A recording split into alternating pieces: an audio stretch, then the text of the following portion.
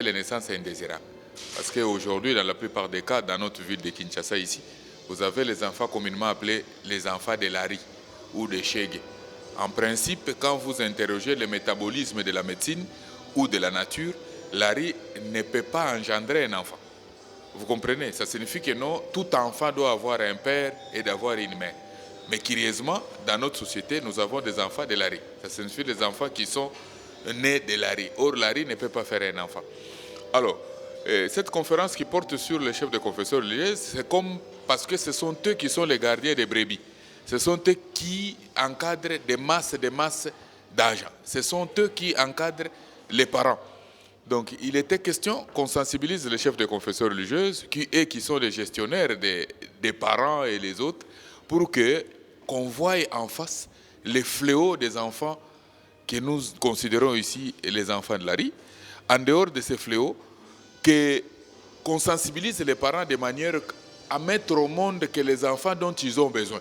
Ça signifie que non, il ne faudrait pas avoir les enfants dont vous n'avez pas besoin. Ça signifie que vous mettez au monde 10 enfants, mais vous n'avez pas de moyens d'encadrer 10 enfants. Et ça pose problème. Si le planning familial peut consister à sensibiliser les parents de n'avoir que les enfants dont ils ont besoin et qui sont capables d'encadrer, ça serait une bonne chose. Donc voilà pourquoi il était nécessaire pour la journée d'aujourd'hui qu'on sensibilise les chefs de confession religieuse pour à leur tour, chacun dans son église ou sa mosquée, essaye de sensibiliser les parents pour qu'on encadre bien les enfants, parce que tel que nous sommes en train de voir notre société, nous sommes en train d'aller de mal en pire. Vous comprenez? Or, si nous allons de mal en pire, nous risquons de n'avoir pas une bonne société. Ça risque d'être une société en déperdition, une société dépravée. Comment faire pour récupérer la situation qui est déjà en train de se dégrader? Donc, c'était ça. Je crois qu'une telle conférence ne peut pas seulement se limiter à ce jour ou à une journée, ou même dans la ville de Kinshasa et à la Gombe. Et ce sont des conférences qu'il faut multiplier. Et je dirais même dans 24 communes, dans 26 provinces, pour atteindre tout le monde, dans les écoles et tout, et choisir un peu des milieux où nous avons des parents, femmes et hommes, pour se sensibiliser mutuellement de manière qu'on ait des enfants réellement enfants dont on a besoin et qu'on est capable d'encadrer. Ça ne sert à rien d'avoir plusieurs enfants dont on ne saura pas encadrer ou qu'on ne saura pas éduquer. Donc voilà un peu en bref ce qu'a été la quintessence de la journée d'aujourd'hui. Est-ce que vous pensez que le manque de l'encadrement des parents oui. pèse sur vous en tant que bourgmestre? Oui, mais bourgmestre n'est pas à dissocier avec l'État. Parce que dans l'éducation de l'enfant, vous avez d'abord les parents, vous avez l'État, vous avez l'État, vous avez les parents, vous avez l'enfant lui-même et vous avez l'État. Parce que les parents, c'est eux qui ont engendré l'enfant et qui sont censés donner de l'éducation à cet enfant-là. Ils sont censés encadrer l'instruction de cet enfant. Et l'enfant lui-même, après avoir eu l'encadrement, il doit être conscient et avoir une idée sur ce que serait son avenir. Parce que l'enfant doit savoir aussi qu'est-ce qu'il sera devenu dans la société.